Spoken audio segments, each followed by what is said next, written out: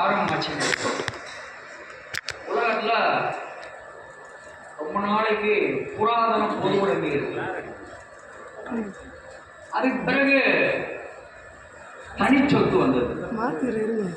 தனிச்சொத்து வந்த போதே சொத்து யாருக்கிட்ட இருந்து யாருக்கிட்ட போகும் அப்படின்றதுக்கான குடும்பம் உள்ளது. தனிச்சொத்து, குடும்பம், இது ரெண்டும் வந்த போதே ஒரு வருடம் இன்னொரு வருடம் அடக்கி ஆளுகிற அரசு வந்தது. இது மூன்றும் ஒன்றாக தோன்றினா இது மூணுமே ஆதிக்கம் பண்றது. கொஞ்சம் நம்ம ஒரு விஷயம் சங்கடமா இருக்கும். குடும்பத்தை எப்படி சொல்லுவாங்க, நீங்க அது அவங்க முக்கியமான தலைவர்கள் நான் அதுக்குள்ள போறேன். தனிச்சொத்து, அரசு, எல்லா உறவுகளுமே அதிகார உறவுகள். முதல்ல நம்ம அதை புரியணும். லோக்சபா நடத்துறவங்களுக்கு பாடம் என்னன்னா அதிகார உறவுகள் தான்.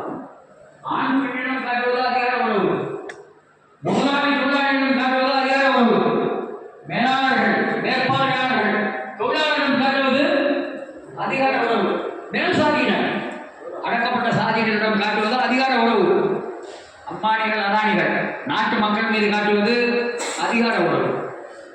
அதிகார உறவுகள். அப்ப அதிகாரம் சமூகத்தில் எப்படி இருக்கு? பேலன்ஸ் ஆஃப் பவர், அதிகார சமநிலை எப்படி இருக்கு? அதிகாரம் தான் மாறும். அப்போ இந்த மொத்த சப்ஜெக்டையும் பார்க்கறதுக்கு ஒரு பேக்ரவுண்ட் வச்சுக்கணும். பேக்ரவுண்ட் ராஜகுரு என் போன்றவர்கள் நிறைய கூட்டத்தில் சொல்றோம். எவ்வளவு தூரம் சொன்னாலும் தகும். திரும்ப திரும்ப திரும்ப திரும்ப சொல்லலாம். எங்கள் சொல்றதை தாண்டி இதில் வேற விஷயம் கிடையாது. ப்ரொடக்ஷன், பாப்புலேஷன், ப்ராப்பர்ட்டி, பவர், அவ்வளோதான் உலகத்தை புரிஞ்சுக்கிறதுக்கான முக்கியமான விஷயங்கள். ப்ரொடக்ஷன் ரொம்ப சுலபம். நம்ம எல்லா இடங்கள்லையும் போராட்டங்கள் நடக்கிற எல்லா கூட்டங்களையும் சொல்கிறோம். அவனன்றி ஓரணம் மசையாது என்றால் அது ஆண்டவனை குறிக்காது, உடைகிற மக்களை குறிக்கும் சொல்கிறோம். இப்போ production of goods and services, நெல், கோதுமை, உணவு, உடை, இருப்பிடம், அனைத்துக்கான பொருட்கள், பண்ட உற்பத்தி, கமோடிட்டி ப்ரொடக்ஷன், சர்வீசஸ், இது எல்லாமே உழைக்கிற ஜனங்க உலகம் முழுக்க வேலை செஞ்சால் மட்டும்தான் வரும். நாம் இல்லாமல் ப்ரொடக்ஷன் இல்லை. முதலாளி இல்லைன்னா ப்ரொடக்ஷன் நடக்கும். முதலாளிகள் சமூகத்துக்கு ஒவ்வாதவர்கள், முதலாளிகளோடு சேர்ந்தவர்கள், உழைக்காதவர்கள். நீ பெரிய பெரிய சம்பளம் வாங்கிட்டு இருக்கிறவங்கலாம் அவன் ப்ரொடக்ஷன்ல வேல்யூ அடிஷன், புதிய மதிப்பு கூட்டுவதில் அவனோட பங்கு எதுவுமே கிடையாது. அவன் ஆக்சுவலாக ட்ரென்ச்னா ஆட்களை பண்ணுறாங்க. ட்ரென்ச் கட், உபரியை நீக்குவது. சமூகத்துக்கு உபரி முதலாளிகள் தான். அந்த முதலாளிகளோட எடுபடிகள். ஆனால் பாப்புலேஷன்லையும் நம்ம தான் இருக்கோம். சவுத் கொரியாக்காரன் இங்கே அநியாயம் பண்ணுறான். என் பேரை வச்சு நீ சங்கம் ஆரம்பிக்கூடாதுன்றான். சாம்சங்கிற பேரு சங்கத்துக்குள்ள இருக்கக்கூடாதுன்றான். இந்தியா முழுக்க, தமிழ்நாடு முழுக்க 1926 அந்த நிறுவன பேரை வச்சு தான் சங்கம் பதிவு பண்ணுறோம். 2024 தமிழ்நாடு முதலாளிகளுடைய முதல் முகவரின்னு முதலமைச்சர் சொல்கிற நேரத்தில் தென்கொரியாக்காரன் என்ன சொல்கிறான்? என் பேரை வைக்கக்கூடாதுன்றான். சங்கம் பதிவு பண்ணுறதுக்கு வீட்டு சொந்தக்காரர்கிட்ட, கட்டட சொந்தக்காரர்கிட்ட புத்தக ஒப்பந்தத்தை கொண்டு விடுன்னு கேட்குறான். நம்ம லேபர் டிபார்ட்மெண்ட்டும் அவன் பின்னாடி ஓடிட்டு இருக்கான். கோர்ட் தொழிலாளி பக்கம் நிற்க மாட்டேன்றான். இங்கே தான் ரொம்ப முக்கியம். அவனுக்கு ஓட்டு கூட கிடையாது. தென்கொரியாக்காரனுக்கு ஓட்டு கிடையாது, உண்டாய்காரனுக்கு ஓட்டு கிடையாது, நிசான் பின்னாடி இருக்கக்கூடிய பன்னாட்டு முதலாளிகளுக்கு ஓட்டு கிடையாது. இங்கே வந்திருக்கக்கூடிய கனடிய முதலாளி, ஐக்கிய அமெரிக்க முதலாளி, கொரிய முதலாளி, ஜப்பான் முதலாளி, யாரும் இந்த நாட்டோட குடிமக்கள் கூட இல்லை. அவன் எவனுக்கும் ஓட்டு கிடையாது. எம்பிக்கள், எம்எல்ஏக்கள், உள்ளாட்சி பிரதிநிதிகளை நாம தான் தேர்ந்தெடுக்கிறோம். ப்ரொடக்ஷன் நாம தான், பாப்புலேஷன் நாம தான். ஆனால் பவர் அவங்க கையில் இருக்கு, ப்ராப்பர்ட்டி அவங்க கையில் இருக்கு. அப்போ மொத்த பொருள் உற்பத்தி, இந்த பொருள் உற்பத்தி யாரிடம் தொழிற்சாலைகள் இருக்கிறதோ, யாரிடம் நிலங்கள் இருக்கிறதோ, யாரிடம் சமூகத்தின் வளங்கள் இருக்கிறதோ,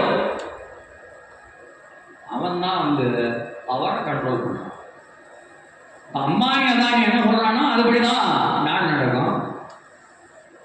முதலமைச்சர் வந்து இன்னைக்கு கூட்டத்தில் வந்து ரொம்ப முக்கியமான விஷயமே நான் என்ன நினைக்கிறேன்னா, நேற்று ஹிந்து ஆங்கில நாளேட்டில் ஒரு ஆங்கில கட்டுரையை திராவிட மாடல் முதல்வர் எழுதியிருக்கிறார் மு.க. ஸ்டாலின்.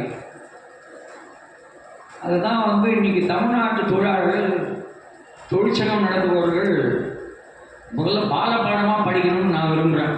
என்னுடைய வேண்டுகோள், மிகவும் பணிவான வேண்டுகோள். ஸ்டாலின் வந்து ஸ்டாலினை அவமதிக்கலாமா? இன்னைக்கு நான் பேசுறதோட தலைப்பே வந்து அவங்க வச்சுக்கலாம்னு நினைக்கிறேன். ஸ்டாலினை அவமதிக்கலாமா? ஒரு ஸ்டாலின் வந்து மு.க. ஸ்டாலின், முத்துவேலர் மகன் கருணாநிதி, கருணாநிதியின் மகன் ஸ்டாலின். இவர் வந்து தமிழ்நாட்டோட முதலமைச்சர். இவருக்கு அவங்க அப்பா கருணாநிதி வந்து ஸ்டாலின் பேர் வச்சது ஜோசப் ஸ்டாலினை பார்த்து. ஜோசப் ஸ்டாலின் வந்து சோவியத் யூனியனுடைய மாபெரும் தலைவர், உலக பாட்டாளி கழகத்தின் மாபெரும் ஆசான்கள் மார்க்ஸ், ஏங்கல்ஸ் வழிவந்த லெனின், ஸ்டாலின், மாவோ. அந்த வகையில் தான் வந்து பொது உடைமையின் மீது இருந்த நாட்டம், இப்போ பொது உடைமையின் மீது இருந்த ஆர்வம், மதிப்பு, மரியாதை, இதன் காரணமாக கருணாநிதி இருக்கு ஸ்டாலின் பேர். இன்னைக்கு கட்டுரை எழுதினார் முதலமைச்சர். கட்டுரை எழுதும் போது துவக்க வரிகளே பங்கு பண்ணிடுது. என்ன சொல்றாருன்னா, சீனா, கம்யூனிசம் நாடுகள், அங்கெல்லாம் ஜனநாயகம் கிடையாது, நம்ம ஊரில் தான் ஜனநாயகம் இருக்கின்ற. சங்கம் வைக்கிறதுக்கு கூட இங்கே ஜனநாயகம் கிடையாது. என்ஃபீல்டில் சங்கம் வச்சவங்களெல்லாம் ஒழிச்சுக்கிட்டாங்க. சாம்சங்கில் இவங்களுக்கு முதல்ல இந்த சங்க விஷயம் வந்துச்சுன்னா நம்பர் தெரியாது, எண்ணிக்கை தெரியாது. பெரும்பான்மை தொழிலாளி நீங்கள் சாம்சங்கில் சங்கம் வச்சிருக்கிறவங்க சிஐடி சங்கத்தோடு இருக்காங்க. எனக்கு தலைவர் முத்துக்குமார்ன்றாங்க. ஆனால் சாம்சங் முதலாளியும் தமிழ்நாட்டு அரசாங்கமும் அவங்ககிட்ட ஒன்றும் செய்ய முடியலன்றாங்க. நான் அவர் என்ன சொல்கிறாருன்னா, பொது உடைமை நாடுகள்லாம் சர்வாதிகார நாடுகள். அப்போது இங்கே தமிழ்நாட்டில், இந்தியாவில் ஜனநாயகம் இருக்கின்றது. ஜனநாயகம்னா மக்களாட்சி. மக்கள்னா நம்ம தான். தொழிலாளிகள் தான் மக்கள், உழைக்கிறவங்க தான் மக்கள். நாடு முழுக்க இருக்கிற விவசாய தொழிலாளர்கள், அமைப்பாக்கப்படாத தொழிலாளர்கள், அமைப்பாக்கப்பட்ட தொழிலாளர்கள், நாம தான் மக்கள். நம்மளை தாண்டி அவனும் மக்கள் இல்லை. நான் அவர் என்ன சொல்கிறாருன்னா, கடைசியாக அவருடைய கட்டுரை வந்து ஒரு முழக்கத்தோட முடியுது. உலகளாவிய முதலீட்டாளர்களுக்கு எமது செய்தி தெளிவானது. அவர் message to global investors is clear. Stalin மொழி ஆங்கில கட்டுரையில், உலகளாவிய முதலீட்டாளர்களுக்கு எமது செய்தி தெளிவானது. தமிழ்நாட்டில் எருதுகள் போல் சீறி பாய்க. யாரை கூடுறாரு? சர்வதேச முதலீட்டாளர்களுக்கு என்ன அழைப்பு? தமிழ்நாட்டில் எருதுகள் போல் சீறி பாய்க, காலை ஓட்டத்தில் கலந்து கொள்ளுங்கள். பங்குச்சந்தையை எப்படி வர்ணிக்கிறாங்கன்னா, புல் ரன், பேர்கள்.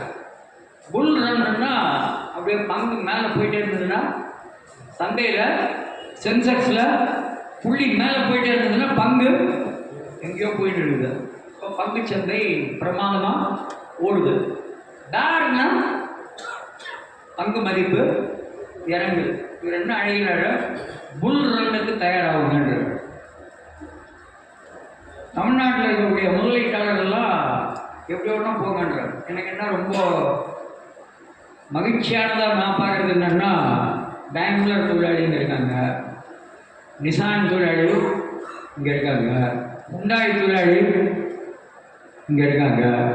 இவங்களுக்கெல்லாம் வந்து உதிரி பாகங்கள் தயாரித்து வழங்குகிற தொழிலாளர்கள் இங்கே இருக்காங்க.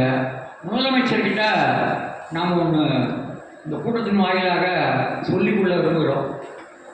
எருதுகள் போல் முதலாளிகள் சீறி பாய்வார்கள் என்றால், முதலீட்டாளர்களின் காலை ஓட்டம் தமிழ்நாட்டில் நடக்கும் என்றால், இந்த எருதுகளை, இந்த காளைகளை தமிழ்நாட்டுடைய உழைக்கும் மக்கள் நிச்சயமாக அடக்குவார்கள்.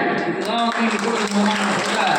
முதன்மையான செய்கின்ற இந்த பவர் ரிலேஷனிலிருந்து பிரிந்த வழக்குகள், இந்த பவர் ரிலேஷனிலிருந்து பிரிந்த சங்கங்கள்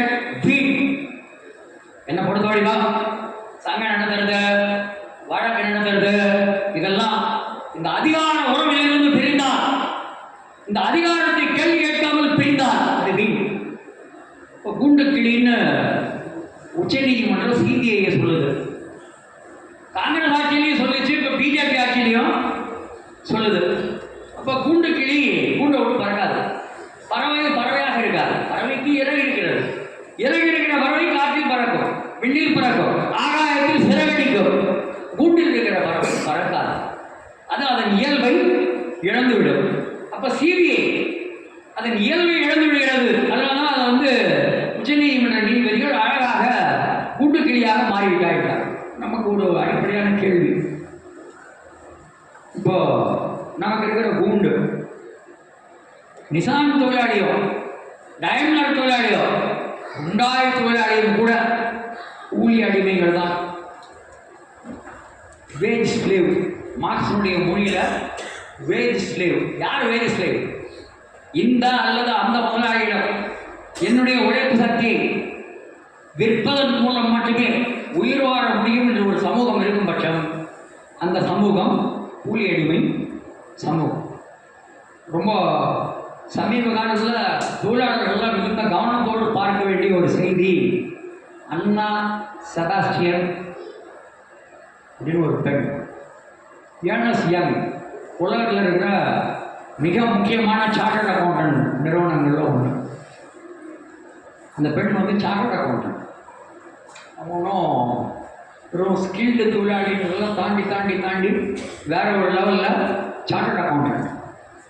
ஏர்னஸ்ட் யங் எப்படி நம்ம வேலை பார்க்கறத முன்னாடியில் வேலை பார்த்தா அது ஒரு கெத்து, நிதானில் வேலை பார்த்தா அது ஒரு கெத்து, டயம்லரில் வேலை பார்த்தா ஒரு கெத்து. ஏர்னஸ்ட் யங்கில் வேலை பார்த்தா சார்ட்டர்ட் அக்கௌண்டன்ட் ஃபார்ம்லேயே அது ரொம்ப பிரபலமானது, புகழ்பெற்றது. ஆனால் வேலை வேலை வேலை ஒர்க் லைஃப் பேலன்ஸே கிடையாது. வேலை வாழ்க்கை, இப்போ வேலை வாழ்க்கை பேலன்ஸ் கம்ப்ளீட்டாக அடிபட்டு போச்சு. எந்நேரமும் வேலை, வேலையினுடைய பளு, வேலையினுடைய அழுத்தம். அந்த அழுத்தத்தின் காரணமாக அண்ணா செபாஸ்டியன் இறந்து விட்டார். இங்கே தான் ஒரு பெரிய கேள்வி வருது. இப்போது கொஞ்ச நாள் வரைக்கும் இங்கிலாந்தினுடைய முதலமைச்சர் ரிஷி சுனக் இப்போ காலியாயிட்டார். அவர் பதிலாக ஸ்டார்மர் வந்திருக்காரு. ரிஷி சுனக்கனுடைய மாமனார் யாருன்னா விப்ரோ முதலாளி நாராயணமூர்த்தி. நாராயணமூர்த்தி நாட்டு மக்களுக்கு சொன்ன செய்தி என்னன்னா, வாரத்தில் 70 மணி நேரம் வேலை செய்யுங்கள். வாரத்தில் 70 மணி நேரம் வேலை செஞ்சால் சுபிக்ஷமாக வாழலாம் அப்படின்னு அருளாசி புரிந்தார். இப்போ நிர்மலா சீதாராமன் இந்தியாவுடைய நிதியமைச்சர். ஏர்னஸ்ட் யங்கில் வேலை பார்த்த அண்ணா செபாஸ்டியனுடைய மறைவு பற்றி நிர்மலா என்ன சொல்கிறாங்க? அஞ்சலி குறிப்பில்லை, ஒரு இரங்கல் இல்லை, ஸ்ட்ரெஸ்ஸை டீல் பண்ண கற்றுக்கணும். ஸ்ட்ரெஸ் இருக்கும். உங்கள் எல்லாருக்கும் இந்தியா முழுக்க இருக்கிற உழைப்பாளி மக்களுக்கு ஃபிசிக்கலாகவும் மென்டலாகவும் ஸ்ட்ரெஸ் இருந்தே தான் இருக்கும். வேலை பளு இருக்கும், மனப்பளு இருக்கும், என் எதிர்காலம் என்ன என்ற கேள்வி இருந்து கொண்டே தான் இருக்கும். அந்த ஸ்ட்ரெஸ்ஸை நாங்கள் தீர்க்க மாட்டோம், அது இருக்கிற நிலைமைகளை நாங்கள் போக்க மாட்டோம். ஆனால் ஸ்ட்ரெஸ்ஸை எப்படி டீல் பண்ண நீ கற்றுக்கோ. இதுதான் நிர்மலா சொன்ன செய்தி. நாராயணமூர்த்தி சொல்கிற செய்தி என்ன? 70 மணி நேரம் வேலை செய்ய கற்றுக்கோ. சாம்சங்கில் சங்கம் முறையாக எழுப்பினதோ எழுப்பியோ வெளி உலகத்துக்கு வந்திருக்கிற ஒரு டிமாண்ட் ரொம்ப நல்ல டிமாண்ட். என்ன டிமாண்ட்னா, தொழிலாளி வர்க்கம் மத்தியில் இருந்து ஒரு தாக்குதல் மிக்க கோரிக்கை வரணும். அப்போ கூலி கூட கொடு, பெட்டர் ஒர்க்கிங் கண்டிஷன், மேலான வேலை நிலைமைகள். இது எதுவும் கூலி அடிமை முறையை மாற்றாது. பேசிக்காக இந்த சிஸ்டம் உலகம் முழுக்க எப்படி இயங்குதுன்னா, முதலாளித்துவ சமூக அமைப்பு, தனி உடைமை சமூக அமைப்பு உலகம் முழுவதும் எப்படி இயங்குகிறது என்றால், கூலி உயர லாபம் குறையும், கூலி குறைய லாபம் உயரும். தான் கூட்டு பெற அது இது எல்லாம் கதையும். அப்போ மீதி பண்டங்களில் இருந்து உழைப்பு சக்தி என்ற பண்டம் மாறுபட்டது. இது உயிருள்ள மனிதர்களின் ஊனில், ரத்தத்தில், சதையில், வேர்வையில் அடங்கியிருக்கிற பண்டம். மீதி பண்டம்லாம் உயிரற்றது, மானுட இருத்தலுக்கு அப்பாற்பட்டது. இது மட்டும் உழைப்பு சக்தி என்ற பண்டம் மட்டும் மனிதர்களுடைய ரத்தத்தால் சதையாலானது உழைப்பு சக்தி. அப்போ அப்போ எந்த பண்ட உற்பத்திலையும் நீங்கள் ஃபேக்ட்ரியில் வந்து லாரி உற்பத்தி பண்ணாலும் சரி, டிராக்டர் உற்பத்தி பண்ணாலும் சரி, கார் உற்பத்தி சொன்னாலும் சரி, இன்ஜெக்ஷன் மோல்டிங் பண்ணாலும் சரி, அவன் ஒரு விதி வச்சுருக்கான். அவனை பொறுத்த வரைக்கும் லாபம் வேண்டுகிட்டே போகணும். அப்போ மூலதன திரட்சி, அக்யூமுலேஷன் ஆஃப் கேபிட்டல். கேபிட்டலுக்கு கேபிட்டல் அக்யூமுலேஷன் தாண்டி வேற லட்சியம் இல்லை. மானுட வளர்ச்சி, மனிதனுடைய ஆன்மா, மனிதனுடைய எண்ணங்கள், மனிதனுடைய உணர்வுகள், அதுக்கும் முதலாளித்துவத்துக்கும் சம்மந்தம் கிடையாது. முதலாளித்துவத்தினுடைய இறுதி லட்சியம் ஒன்றே ஒன்று தான், அக்யூமுலேஷன். மேலும் மேலும் திரள்வது, மேலும் மேலும் திரள்வது. அது திரளணும்னா வேலையின்மை இருக்கணும். அது திரளணும்னா வேலையின்மை நெம்புகோல். வேலையின்மை என்ற மிகப்பெரிய நெம்புகோல் இருந்தால்தான் மூலம் திரட்சி சாத்தியம். அதே மாதிரி மிகப்பெரும் எண்ணிக்கையில் அமைப்பு சாரா தொழிலாளர்கள் நம்ம பேசுகிறோம். கூட்டு பெற உரிமை. என்ன கூட்டு பெற உரிமை? தனித்தனியாக கேட்பதற்கு பதிலாக ஒன்று சேர்ந்து கேட்க வேண்டும். அப்போதான் முடியும். இது வந்து என்னைக்கு பாட்டாளி உலகத்தில் பிறந்துச்சோ அன்றைக்கே கையில் சோப்பு பொடி எடுத்துச்சு, உதட்டில் பொது உடமைன்னு முழங்கிச்சு. இங்கிலாந்து நாட்டில் முதல் முறையாக ஆலை பாட்டாளிகள் அங்கே தான் உருவானாங்க. உருவாகின போதே அவன் கட்சி சொல்லிட்டு வரல. அவன் என்ன சொல்லிட்டு வந்தான்னா, பிறக்கும் போதே ஆணும் பெண்ணும் சொன்னாங்க. கைகளில் செங்கொடி பிடிச்சாங்க போராடுறதுக்கு. உதட்டில் தனி உடைமை வேணாம், பொது உடைமைன்னு சொன்னாங்க. இன்னைக்கு இந்த தொழிற்சங்க இயக்கங்களுடைய பெரிய பலவீனம் என்னன்னா, 2 பாயிண்ட். ஒன்று, கூலி அடிமை முறை தொடர்வதை ஒப்புக்கொள்கிறோம். கூலி அடிமை முறை ஒழிய வேண்டும், தனி உடைமை சமூகம் ஒழிய வேண்டும். தனி உடைமைக்காக நிற்கிற அரசியல் வேறு, பொது உடைமைக்காக நிற்கிற அரசியல் வேறு. இதுதான் பாட்டாளர்கள் அரசியல் என்ற புரிதல் வரணும். சமூகம், சமூகத்தில் வர்க்கங்கள் உள்ளன, சமூகத்தில் சாதிகள் உள்ளன, சமூகத்தில் பால் உள்ளது. சமூகத்தை யார் தலைமை தாங்கிறார்? சமூகத்தை முதலாளிகள் தலைமை தாங்கிறது. அம்பானி, அதானி அவர்களுக்காக மோடி எழுதுகிறார். பன்னாட்டு முதலீட்டாளர்கள் அவரிடம் வந்து எழுதுகள் போல் சீறி பாய்க, கால யோகம் நடத்துக என்று அழைப்பிடுப்பவராக முதலமைச்சர் இருக்கிறார். அப்போ இந்த சமூகத்தில் இருக்கிற அந்த உறவை தலைகீழாக போடுறதுல சம்மந்தமே இல்லை. ஆனால் சங்கம் நடத்துவேன், கூட்டு பேர உரிமையாளர்னா வராது, எழுதி வைத்துக் கொள்ளுங்கள் வராது. நாம் ஒரு வர்க்கமாக எழ வேண்டும்.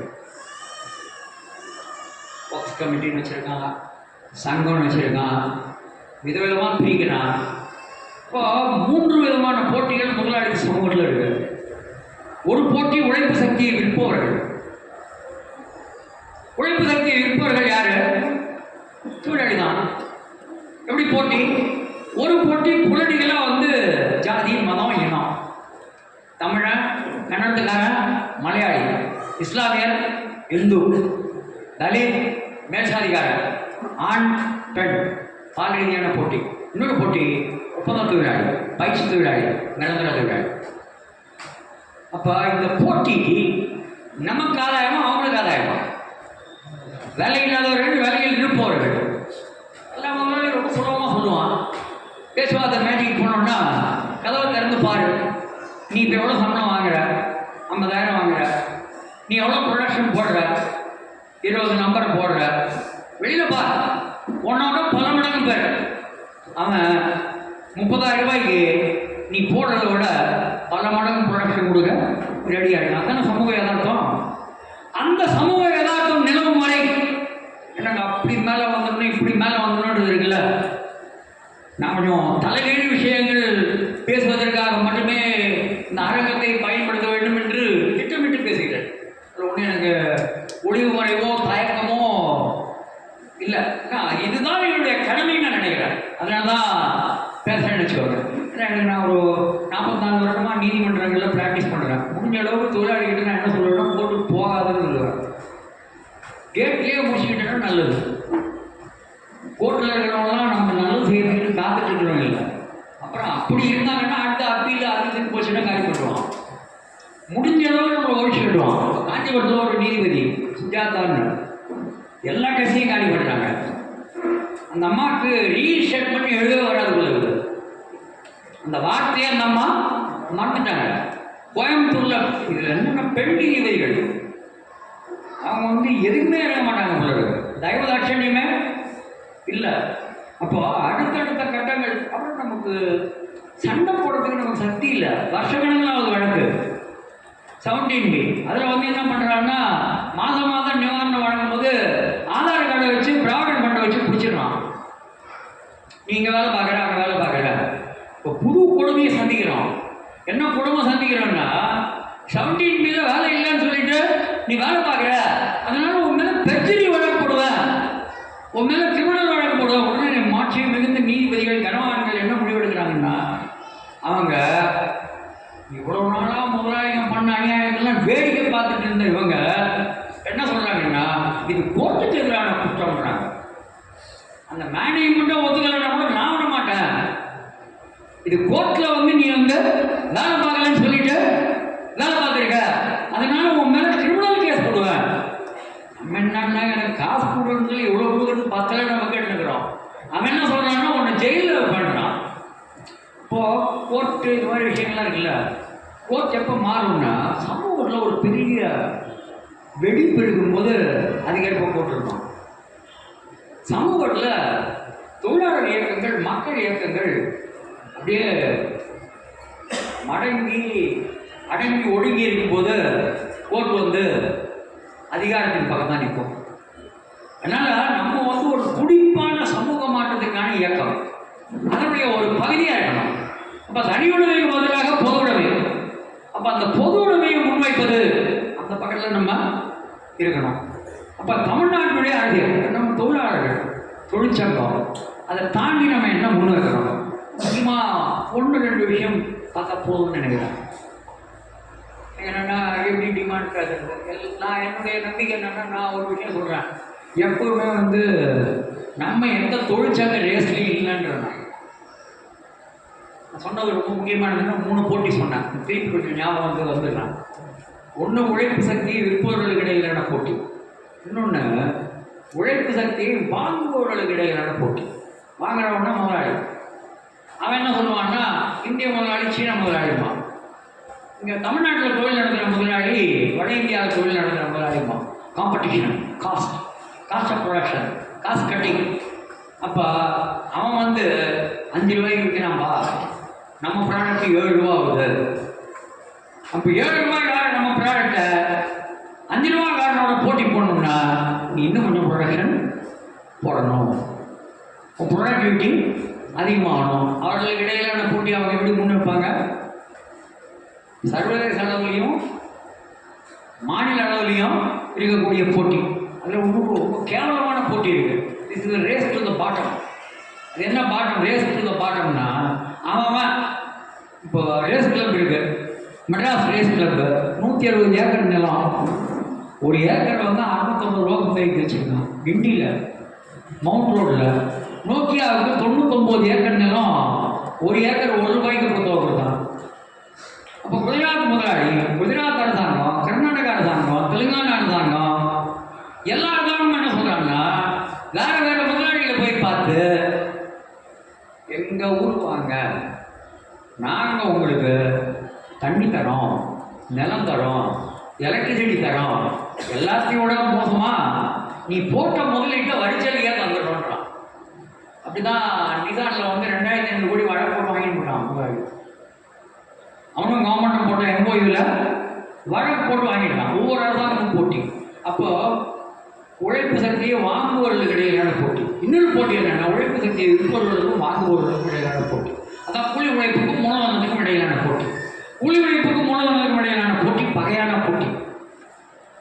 மீதி போட்டியெல்லாம் நமக்கு இடையிலான போட்டியெல்லாம் பகையற்ற போட்டி.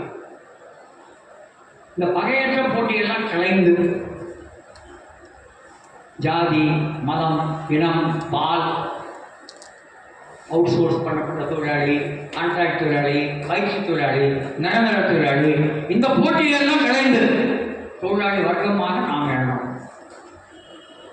அப்பதான் நாம நமக்கும் அவனுக்கு இடையிலான போட்டி, உழைப்பு சக்தி வாங்குபவர்களுக்கும் விற்பவர்களுக்கும் இடையிலான போட்டி, அதெல்லாம் மாற்ற முடியும். அப்போ நிறைய விஷயம் வந்து சட்டம் உருவாக்குவதோடு தொடர்புடையது. இப்போ நம்ம சில சட்டம் கேட்குறோம். அவன்லாம் கேட்குறான், அதுக்கேற்ப சட்டம் வருது. நம்ம சட்டம் கேட்குறோம். இப்போது ஜாதி ஆதிக்கத்தை தடுப்பதற்கு, வன்கொடுமைகள் தடுப்பதற்கு சட்டம் வந்திருக்கு. நமக்கு தேவையானது. பணியிடத்தில் பாலியல் துன்புறுத்தல்களுக்கு எதிராக சட்டம் வந்திருக்கிறது, மிக மிக அவசியமானது. கேரளாவில் திரைப்படத்துறையில் ஹேமா கமிட்டி வந்திருக்கு, ரொம்ப ரொம்ப நியாயமானது. அப்போ உழைப்பாளி மக்கள் அவர்களுக்கு பாதுகாப்புக்கு என்ன வருவது? நம்ம தமிழ்நாட்டில் வரக்கூடிய மாறி மாறி வருகிற அரசாங்கத்தை ஒன்று கேட்குறோம். அவன் வரான், நீ இன்வெஸ்டார் மாநாடு நடத்துகிற, இன்வெஸ்டார் மாநாடு நடத்தி புதிய முதலீட்டாளர்கிட்ட எம்ஓயு போடுற, புரிந்துணர்வு ஒப்பந்தம். புரிந்துணர்வு ஒப்பந்தத்தில் அவன் என்ன கேட்குறான்னு அந்த ஷரத்துலாம் போடுற. நாங்கள் கேட்குற ஷரத்து எப்போ போடுவோன்னு கேட்குறோம். நாங்கள் கேட்குற போட்டோம் ஷரத்து போட்டால் அப்போ அதை சமூக நீதி அப்படின்னு ஒத்துப்போம். முதலமைச்சருக்கு நான் சொன்னேன், ஸ்டாலின் சொன்னதை ஸ்டாலின் கேட்கணும்னு. ஸ்டாலின், மு.க. ஸ்டாலின் 19/1/2021 ஒரு கடிதம் எழுதினார். 19/5/2021 மாதத்தில் முதலமைச்சர் ஆகிட்டார். தேர்தல் முடிஞ்சது. 19/1/2021 எதிர்கட்சி தலைவராக இருந்தார். எதிர்கட்சி தலைவராக இருக்கும்போது அவர் சென்னை மாநகராட்சியில் மேயராக இருந்தார், துணை முதலமைச்சராக இருந்தார். அதனால் அவருக்கு தூய்மை பணியாளர் பற்றி நல்லா தெரியும். அதனால் என்ன சொன்னார்னா, அந்த புயல் இந்த புயல், அந்த வெள்ளம் இந்த வெள்ளம் இதெல்லாம் வந்தபோது தூய்மை பணியாளர்கள் தான் வந்து சமூகத்தை காப்பாற்றினாங்க. அதனால் நீதிமன்ற வழக்குகள் எல்லாம் பார்க்காம அவங்கள நிரந்தரம் பண்ணுங்கன்னு எழுதினார். யார் எழுதினார்? ஸ்டாலின். அதனால தான் நம்ம சொல்கிறோம், ஸ்டாலினை அவமதிக்கக்கூடாதுன்றோம். அப்போ எதிர்கட்சி தலைவராக இருந்தபோது எழுதினார். இப்போது முதலமைச்சரான பிறகு இந்த விஷயத்தை வலியுறுத்த மாட்டேன்றார். அப்போ எதிர்கட்சி தலைவராக இருக்கும்போது உழைக்கும் மக்களுக்காக நிறைய வாக்குறுதி கொடுக்குறாங்க. பழைய பென்ஷன் திட்டம் வரும்னார். இன்னும் பழைய பென்ஷன் திட்டம் அந்த பக்கமே போல. தமிழ்நாட்டில் 5 லட்சத்துக்கும் மேற்பட்ட நிரந்தர வேலை வாய்ப்புகள். இப்போ 3 ஆண்டுகளில் 31 லட்சம் வேலைன்ற. நம்ம ஒரு கேள்வி தான் கேட்குறோம், வேலை என்ன வேலை, எங்கே வேலை, எவ்வளோ சம்பளத்தில் வேலை, என்ன பணி நிலைமையில வேலை சொல்ல முடியுமா? உண்டாரியில் வந்து நிரந்தர வேலையா? டயமண்டில் நிரந்தர வேலையா? நிசானில் நிரந்தர வேலையா? பெரிய கம்பெனி ஆகணும், புதுசாக வேலையே நிரந்தரம் யாரையும் செய்யறதே நிறுத்தி பரவாயில்லாச்சு. ஏ குரூப் நான் பார்த்து அந்த நெடுஞ்சாலையில் அந்த பாலத்துக்கு முன்னாடி இருக்கிற பெரிய ஃபேக்டரி டிஏ 2000 சில பேர் இருந்தாங்க. நீங்கள் 100 பேர் கீழே இருந்தான். அசோக் லேலண்ட் 10,000-12,000 பேர் இருந்தாங்க. 2,000 பேர். எல்லா பெரிய புகழ்பெற்ற தொழிற்சாலைகளும் பழைய எண்ணிக்கை போயிடுச்சு. இன்னும் நம்ம தலைநகர் மண்டல தொழிற்சாலைகளும் இன்னும் அந்த நிலைமை வரல. நிசான்லையோ உண்டாயிலையோ டயமண்ட்லையோ அது வரல. நிசானில் டயமண்ட்லாம் மிரட்டே இருக்கான். தொழிலாளி எண்ணிக்கை அதிகம் பண்ணுறான். இப்போ ஃபோனில் வந்து இன்னும் கணக்கு முடிக்காதவங்களோட வழக்கு நான் நடத்துகிறாங்க. முதலமைச்சர்கிட்ட கேள்வி கேட்குறோம், அவ்வளோ தூரம் போனீங்க, ஃபோனை பார்த்தீங்க, அங்கேயே போய் பார்த்தீங்க, இங்கே ஆரம்பிக்க சொல்கிறீங்க, எங்களுக்கு கொஞ்சம் வேலையும் கொடுத்துட சொல்லுங்க. இன்னும் கணக்கு முடிச்சுக்காதுங்க, அவங்களுக்கும் மற்றவங்களுக்கும் வேலை கொடுங்க. நம்ம ஒன்று கேட்குறோம், எம்ஓயு போடும்போது ஒரு ஷரத்து போடுங்கன்னு கேட்குறோம். என்ன ஷரத்துன்னா, 58 வயசு வரைக்கும் எங்களுக்கு பணி பாதுகாப்பு இருக்குன்னு ஷரத்து போடுங்க. கேட்குறோமா வேணாமா? தப்பாது. முதலாளிகளுக்கு நிலம் தர, மின்சாரம் தர, வரிச்சலுகை தர, அது தர, இது தர, ஸ்டாம்ப் டியூட்டி சலுகை தர, எனக்கு நான் வேறு ஒன்றும் கேட்கல. 58 வயசு வரைக்கும் வேலை செஞ்சு பிழைக்கிறேன்டான்றோம். இந்த ஷரத்தை போடணும். ஒப்பந்த தொழிலாளர்களுக்கு நெகட்டிவ் கோரிக்கை மட்டும் இருக்கிறோம். தன்மை வாய்ந்த வேலைகளில் ஒப்பந்த தொழிலாளி பணியமர்த்தாது. கரெக்டாக தப்புன்னு சொல்லணும். அதை ஆனால் அதோட ரொம்ப முக்கியமானது, சம வேலைக்கு சம ஊதியம் வழங்கு. ஒப்பந்த தொழிலாளர் சட்டத்தில் சட்ட ஷரத்தில் இல்லை, விதியில் இருக்குது. ஒன்றிய விதிகள்லையும் இருக்குது, மாநில விதிகள்லையும் இருக்குது. என்ன இருக்குதுன்னா, சம வேலை பார்த்தா சம ஊதியம் தரணும், சம பணி நிலைமைகள் இருக்கணும். ஒப்பந்த தொழிலாளி என்னைக்கு நிரந்தர தொழிலாளிகள் வேலை பார்க்குறாரோ பார்க்கும்போது அவருக்கு சம வேலைக்கு சம ஊதியம் கொடு, நிரந்தரம் பண்ணு. தமிழ்நாட்டில் சட்டம் இருக்குது, இந்தியாவில் எங்கேயும் இல்லை. 480 நாள் ஃபேக்ட்ரி, பிளான்டேஷன், மைன், இண்டஸ்ட்ரியல் எஸ்டாப்ளிஷ்மெண்ட், இந்த 3த்துலேயும் 2 தொடராண்டுகளில் 480 நாட்கள் பணிபுரிபவர்கள் பணி நியமனம் செய்யணும். பயிற்சியாளரா, ஒப்பந்த தொழிலாளியா, டெம்பரரியா, அந்த கதை இந்த கதை பார்க்காத. யார் 2 வருஷம் 450 நாள் வேலை செஞ்சாங்களோ அவங்கள பணி நிரந்தரம் பண்ண. நிரந்தரம் பண்ணவங்களுக்கு கடைசியாக இந்த ஸ்கேல பேர் இருந்தால் அதை கொடு. ரொம்ப எளிமையான கோரிக்கைகள். அதே மாதிரி இன்னொரு அடிப்படையான ஒரு விஷயம் சொல்கிறோம். ஒரு நமக்கு சுருளைக்கண்ணன் அவர்கள் சட்டத்தில் இருக்கிற பல விஷயங்கள் சொன்னாங்க. Service conditions of an employee are determined either by statute or contract. ஒரு தொழிலாளியுடைய பணி நிலைமை ஒப்பந்தத்தாலோ சட்டத்தாலோ தீர்மானிக்கிறது. ஒப்பந்தம் நியமன உத்தரவு இல்லை 12 செட்மெண்ட் 18 நோட்டீஸ். இன்னொன்று statute standing order. Standing order வந்து சான்றளிக்கப்பட்ட நிலை ஆணைகள் அல்லது மாதிரி நிலை ஆணைகள். அப்போ நிலை ஆணைகள் ரொம்ப சண்டை போட்டோம். 2007 2008 தமிழ்நாட்டில் எழுச்சியின் காலகட்டம். நடந்த சண்டையில் ஜெயிலுக்கு போனவங்கலாம் பிற்கால தொழிலாளி.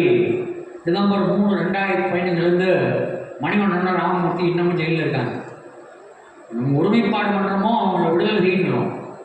ஜெயலலிதாவுடைய இதுக்காக வந்து பேருந்தை தீ வைத்து கொடுத்தவர்களுக்கு விடுதலை, ஜாதி அதிக படுகொலை செய்தவர்களுக்கு விடுதலை. நம்ம தர்மி தோழர்கள் தொழிலாளர் உரிமைகளுக்காக போராடிய பிற்கால தொழிலாளர்கள் டிசம்பர் 3, 2015 ஆயுத தண்டனை வழங்கப்பட்டு சிறைவாசிகள் இருக்கிறார். ஒரு கேள்வி கேட்டாங்க, உள்ளிருப்பு வேலை நீக்கம் செய்யலாமா? ஐபிசியில் கிரிமினல் ட்ரெஸ்பாஸ்னு ஒரு செக்ஷன் வச்சுருக்கான். அதில் என்ன சொல்கிறாங்கன்னா, நீ கிரிமினல் ட்ரெஸ்பாஸ் பண்ணி என்ன குற்றம் நடந்தாலும் அந்த குற்றத்துக்கு வழங்கப்படுகிற அதே தண்டனை வழங்கலாம். அதனால் பிற்காலில் வந்து நீதிபதி தண்டனை வழங்கும் நீதிபதி என்ன பண்ணாருன்னா, தொழிலாளி ஹெச்ஆர் டிபார்ட்மெண்ட்டுக்குள்ளே போட்டு வைஸ் பிரசிடெண்ட்டை கொண்டுட்டாங்கன்னு வழக்கு. ஒன்றுக்கு ஒரு ஆயுத தண்டனை, ஹெச்ஆருக்குள் நுழைந்ததற்கு கிரிமினல் ட்ரெஸ்பாஸ் பண்ணதுக்கு அதுக்கு ஒரு ஆயுத தண்டனை அப்படி சொல்லி 2 ஆயுத தண்டனை வழங்கினான். அதுக்கு பேர் என்ன சொல்கிறோம்? கிரிமினல் ட்ரெஸ்பாஸ், அத்துமீறல். அதான் நம்ம ஃபேக்டரியில் நம்ம போடுறதுக்கு பேர் அத்துமீறல். உண்மையில அவர்கள் தான் அத்துமீறல். உழைக்காதவன், உற்பத்திக்கு என்னென்னும் பிரயோஜனம் இல்லாதவன், சும்மா உட்காந்து நாக்காளியை தேய்க்கிறவன், அவனுங்க நம்மளை என்ன சொல்கிறான், நீ அதுக்கு மேலே இருந்தால் அத்துமீறல். இப்போ பல கம்பெனிகள் வந்து சொல்லுவாங்க, பயங்கர அந்த பேச்சுவார்த்தை மேஜையை போல ஊழல் படுத்துக்கிற இடத்த பார்க்கவே முடியாது. அப்படியே நம்மகிட்ட வந்து நம்மளுக்கு ஃபேக்டரியுமா, நம்ம அப்படியே எதிர்காலத்தை வந்து சேர்ந்து கிடக்கணுமா, நம்ம பார்ட்னர்ஸ்மா. அதோட என்ன சொல்லுவாங்கன்னா, ஒரு ஓனிங் அப் இருக்கணும். உங்களுக்கு ஒரு ஓனிங் அப் இருக்கணும். ஒரே ஒரு தடவை ஒன்று கேட்டால் அதுக்கு பிறகு அது பேச விட்டான். சரிப்பா, ஓனிங் அப் இருக்கும். நான் வேலை பார்க்குற மிஷினை நான் ரிட்டையர் ஆகும்போது எடுத்துகிட்டு போயிடலாமான்னு கேட்டேன். அதுக்கு பிறகு ஓனிங் அப்புன்ற பேச்சு வரவே இல்லைன்னு வச்சுக்கோங்க. ஓனிங் அப் எது வரைக்கும் உள்ள அந்த மிஷினில் அந்த மிஷினுடைய பொங்கு சதையாக நீங்கள் இருக்கும்படி ஒரு அப்பண்டேஜ். தொழிலாளி வந்து எந்திரத்துக்கு முதலாளி சமூகத்தில் அதனுடைய தொங்கு சதை நாம். நம்ம வந்து இல்லாட்டி ஊடாக இல்லையா, நூற்றுக்கணக்கில், ஆயிரக்கணக்கில், லட்சக்கணக்கில், கோடிக்கணக்கில் முதலாளித்த சமூகத்தில் மனிதர்கள் இருக்கிறார்கள். அதனால் நாம் எந்திரத்தின் தொங்கு சதைகளாக மாற்றப்பட்டுள்ளோம். இப்போ நம்மளோட உழைப்பு இருக்குல்ல, இந்த உழைப்பை நம்ம தின்னுது, நம்மளோட வளருது, நம்மளோட ஓய்வு கிடைக்குது. மூலதனமாக திரண்டு மூலதனமாக குவிஞ்சு கடந்த காலம் நிகழ்காலத்தின் மீது ஆதிக்கம் செலுத்துகிறது. நாம் உழைத்து நம் முன்னோர் உழைத்து நமக்கு அவன் தர கூலின்றதே மார்க்ஸுடைய மொழியில் சொல்ல போனால் சந்ததியினரை உருவாக்குவதற்கு உயிர் வாழ்வதற்குரிய கூலிதான் சமூக சராசரியாக தரப்படுகிறது. நிசானில் எவ்வளோ, பேங்களூரில் எவ்வளோ, ஹுண்டாயில் எவ்வளோன்றது இல்லை. சமூக சராசரி கூலி நீ பிழைத்திருக்கவும் சந்ததியினரை உருவாக்குவதற்கும் உரிய கூலி. இந்த கூலி தரான். இந்த கூலியை திறந்து மூலதனம் திரளுது. இந்த மூலதனம் திரண்டு நம்முடைய கடமை ஆளும். நாம் உழைத்து தந்த செல்வங்கள், நாம் உழைத்து பெருக்கிய மூலதனம் நம் கால்களில் விளைந்து போடுகிறது. அப்படியானால் நிகழ்காலத்தில் வேறொரு எதிர்காலத்திற்காக நாம் திட்டமிட வேண்டும். அப்போ ஸ்ரீபெரும்புதூர் இருநாட்டுக்கோட்டை தலைநகர் மண்டலம், இந்த தலைநகர் மண்டலத்தில் தொழிலாளி குரலை கேட்டுக்கோ அப்படின்றது நம்மளோட முழக்கமாக மாறும். சங்கம் பேசணும், லீவு பேசணும், ஆக்சிடென்ட் நடந்தால் என்ன பேசணும், 17B பேசணும், 10(1) பேசணும், 33(2)B பேசணும். எல்லாத்தையும் தாண்டி என்ன பேசணும், சமூகத்தில் நமக்கு என்ன இடம் இருக்கிறது, சமூகத்தில் நமக்கு என்ன சொல்லலாம்னு சொன்னால் நம்ம கவனத்தை திருப்பலாம். எல்லா விதத்திலையும் நம்மளை இந்த ஆதி பாவத்தை பற்றி யோசிக்க விடாமல் பண்ணலாம், தனிச்சத்தினுடைய கொடுமைகளை பற்றி யோசிக்க விடாமல் பண்ணலாம், அதிகாரம் இல்லாத மனிதர்களாக நாம் இருப்பதை பற்றி யோசிக்க விடாமல் பண்ணலாம்.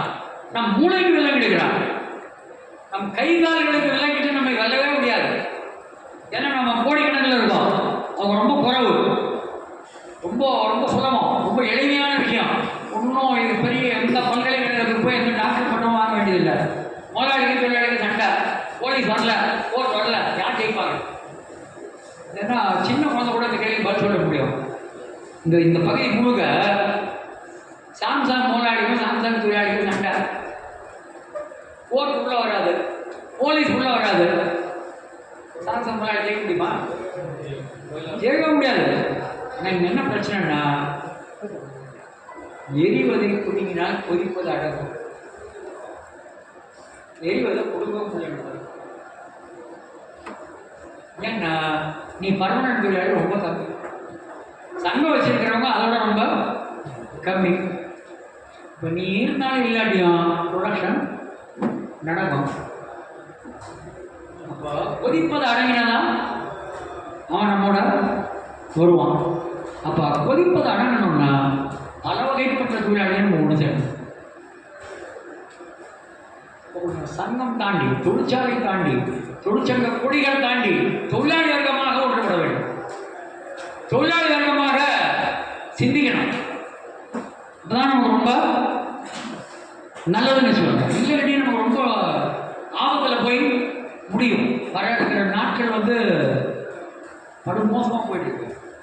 ஒரு பக்கம் மாநில உரிமை காப்பதுன்றதுல மாநில அரசு பக்கம் நிற்கலாம். நம்ம ஒன்றிய அரசு எல்லா உரிமைகளையும் பறிக்குதுன்ற போனதில்லை, இந்தி திணிப்பு போயிட போகுது, இடஒதுக்கீட்டுக்கு எதிராக போகுது. நான் இன்னொரு பக்கம் பார்த்தா எல்லா விதங்களையும் தமிழ்நாடு மோசமான மாடல் எம்ப்ளாயராக மாறிட்டு இருக்கு.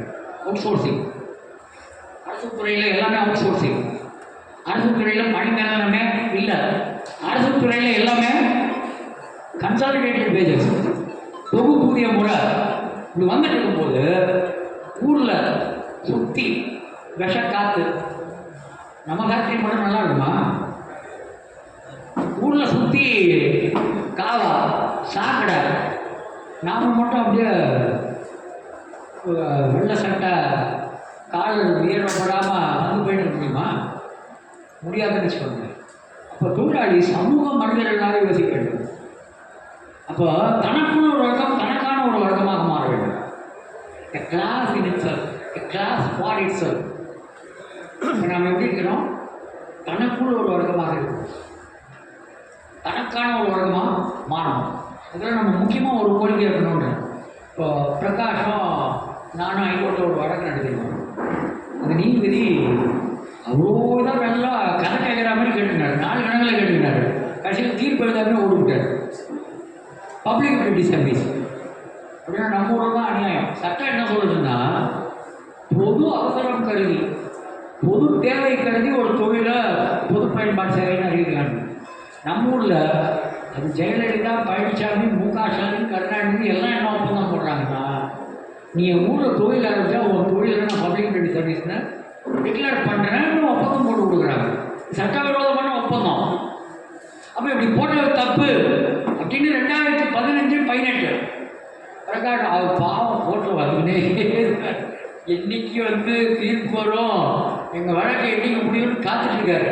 இந்த கொரியாக்கார தொழிலாளியை அப்படி பண்ணிட்டா இப்படி பண்ணுறான்னு ஒரு சமயம் பெரியதாக வருது அந்த கம்பெனி. அவர் மறக்கவே மாட்டேங்காது.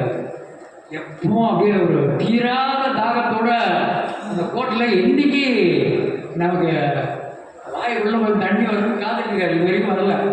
அடுத்தது எங்ககிட்ட இப்போ பிரகாஷோட பேசுகிற போது எப்படியாவது இந்த மஞ்சள் ஆட்டை சொல்லி ஒரு அம்மா பார்க்குறாங்க, இந்த பப்ளிக் சர்வீஸை எடுக்க சொல்லணும்னு பார்க்குறோம். அதோட ரொம்ப முக்கியமானது என்னென்னா நில ஆணைகள் சட்டம்.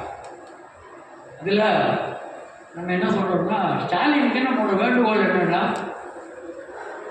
நீங்கள் வந்து கருணாநிதியோட மகன், இப்போ உங்கள் மகன் உதயநிதி இப்போ துணை முதலமைச்சர், ஒரு 3 தலை உருண்டுச்சு, ஒரு 4 தலை உள்ளே வருது, சில ஒரு 3 போயிடுச்சு, 4 உள்ளே வருது. இவர் துணை முதலமைச்சராக வர சரி, இது உள்ள நுழையில நான் அவர்கிட்ட கேட்குறது ஒன்று தான், உங்கள் அப்பா கருணாநிதி நீங்கள் பதவி பிரமாணம் எடுக்கும்போது முத்துவேலர் கருணாநிதி மகன் ஸ்டாலின் சொல்லி தான் எடுத்தீங்க. உங்கள் அப்பா ஒன்று செஞ்சார், அதை செய்யுங்கன்றோம். தொழிலாளர் இயக்கம் கேட்க வேண்டியது ஒன்று தான். LAP 47/2008 லெஜிஸ்லேட்டிவ் அமெண்ட்மெண்ட் பில் 47/2008 நில ஆணைகள் சட்டம், அதில் ஒரு திருத்தம். இப்போ தமிழ்நாட்டில் திருமாங்கல்ய திட்டம், சுமங்கலி முறை அப்படின்னு இருந்தபோது இந்த பகுதி முழுவதும் பயிற்சியாளர் முறை உண்டாக்கி, சின்ன தம்பிக்கு ராஜகுருவுக்கு மற்றவர்கள்லாம் தெரியும். அப்படின்னா ஒரே நாள் 700 பயிற்சியாளர்களாக வேலையை நிற்கலாம்னு நினைக்கிறாங்க. அப்படின்னா நான் இந்த பயிற்சியாளர்களை பற்றி சொல்லுவேன். சரியான உதாரணம் என்னன்னா, இந்த கரும்பு இருக்கு பார்க்குறீங்களா, மிஷினை வெளியில் வந்து கரும்பு சாறு அப்படியே போட்டு போட்டு போட்டு போட்டு போட்டு அந்த கரும்பு சாரை சக்கையாக்கி எப்படி பண்ணுறான்னா, அந்த மாதிரி இவருக்கு கிட்டத்தட்ட ஒரு 20-21 வயசுக்கு வேலைக்கு வருவார். அவன் பேர் விதவிதமான ஆப்ரேட்டிஸ்க்கு பேர் வைக்கிறான், ட்ரெயினிங் பேர் வைக்கிறான். 10 வருஷம் 12 வருஷம் பயிற்சி கொடுக்குறான். என்ன பயிற்சின்னு தெரியல எனக்கு. 10 வருஷம் 12 வருஷம் கழிச்சு அந்த கரும்பு வந்து வெளியில் போகும்போது சாரெல்லாம் அவனுக்கு போயிடுச்சு. நமக்கு என்ன மீதி இருக்கும்? சக்கரை. அதுக்கப்புறம் என்ன இருக்கும்? பிபி, சுகர், மூட்டு வலி, முதுகு வலி, வாழ்நாள் முழுவதும் until death to us part. கிறிஸ்தவர்கள் வந்து கல்யாணம் பண்ணிக்கும் போது உறுதிமொழி ஒன்று எழுதணும். சாவு நம்மை பிரிக்கும் வரையில் நாம் தம்பதிகளாக தொடர்வோம். அப்போ நோயற்ற வாழ்வும் குறைவற்ற செல்வமும் நமக்கு கிடையாது. நோயற்ற வாழ்வு வாழ்நாள் முழுவதும் இருப்பதற்கு நம்ம வேலை நம்ம பார்த்துட்டோம். அதில் இருக்கிற அழுத்தம், அதில் ஏற்படக்கூடிய நெருக்கடிகள், இதுதான் வந்து நமக்கு பிடிச்சது. அப்போ இதனால் என்ன சொன்னோம்னா, 10A 10Bன்னு 2 பிரிவு பண்ணுறது. நல்ல கேள்வி கேட்டீங்க, ரொம்ப மகிழ்ச்சியான கேள்வி. பர்மனன்ட் தொழிலாளியில் பர்மனன்ட் இல்லாத தொழிலாளி எவ்வளோ சதவீதம் இருக்கலாம்? 3 சட்டத்தில் இல்லை. சொல்ல வேண்டும், ரொம்ப படிச்சுன்னு ஒரு விஷயம் பதில் சொன்னார். சங்க அங்கீகார சட்டம் இல்லை. வெஸ்ட் பெங்காலில் இருக்குது திருத்தம், கேரளாவில் திருத்தம் இருக்குது. அது வந்து கன்கரண்ட் லிஸ்ட்டில் இருக்குது. ஒன்றிய அரசும் போடலாம், மாநில அரசும் போடலாம். லேபர் வந்து கன்கரண்ட் லிஸ்ட்டில் இருக்குது. அதனால் வந்து வங்கத்துலேயும் கேரளாலேயும் என்ன போடுங்க, பெரும்பான்மை சங்கமாக இருந்தால் அந்த சங்கத்தை அங்கீகரிக்கணுன்றான். அப்போ சட்டப்பூர்வமான கட்டாயம் வந்துடுது. அப்போ சட்ட திருத்தம் போட முடியும். மாநில அரசாங்கம் ஸ்டாண்டிங் ஆர்டருக்கு அமெண்ட்மெண்ட் பண்ண முடியும். நாம் கேட்டோம், அமெண்ட்மெண்ட் வேணும், அமெண்ட்மெண்ட் வேணும். என்ன அமெண்ட்மெண்ட்? 2.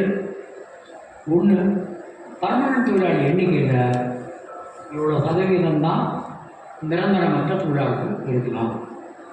கருணாநிதி ஒத்துக்கிட்டார். அப்போ எனக்கு தெரிஞ்சு ஜாயிண்ட் கமிஷன் ஆஃப் லேபர் வந்து விருத்தகிரி, சண்முகம் வந்து LPF லீடர். அப்போது அதிகாரிகளை போய் பார்த்தோம். அன்பரசன் வந்து தொழிலாளர் அமைச்சராக இருந்தார்.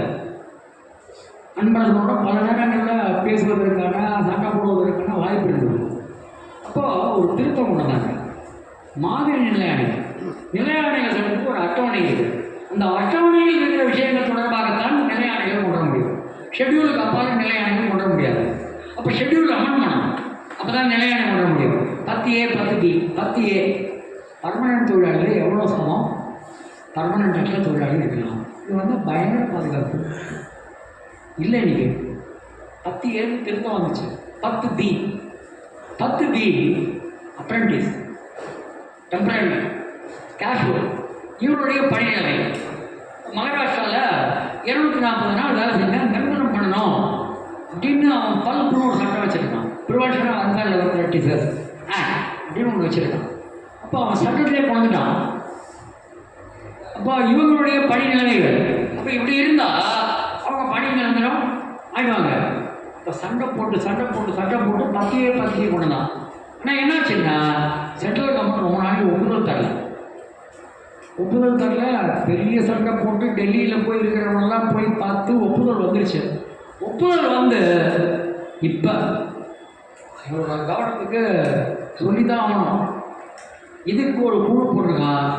இந்த குழுவில் வந்து பிரகாஷன்லேருந்து யாரும் இல்லை, இந்த விஷயத்துக்காக சண்டை போடுற என்டிவிஸ்லேருந்து யாரும் இல்லை.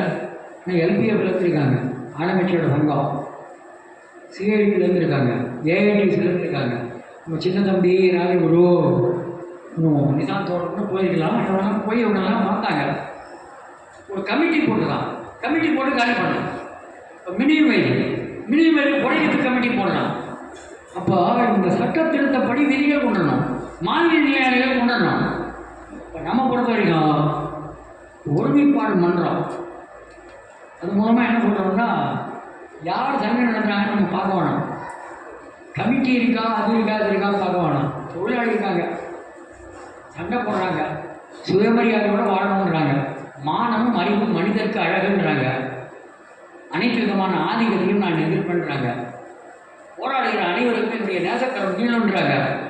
நம்மளும் அவங்கள அறியும், அவங்க வளரணும், அந்த இயக்கம் வாழணும், மேலே போகணும். இதுதான் ஒருமைப்பாடு மன்றம் சொல்லுது. அப்போ நாடு முழுவதும் தொழிலாளிக்கு விரோதமாக இருக்கிற விஷயங்கள், ஜனநாயகத்துக்கு விரோதமாக இருக்கிற விஷயங்கள், இது எல்லாத்துக்கும் எதிராக நம்ம நிற்கணும். அப்போ தொழிலாளி வர்க்க சாசனம் ஒன்று உருவாக்கணும்.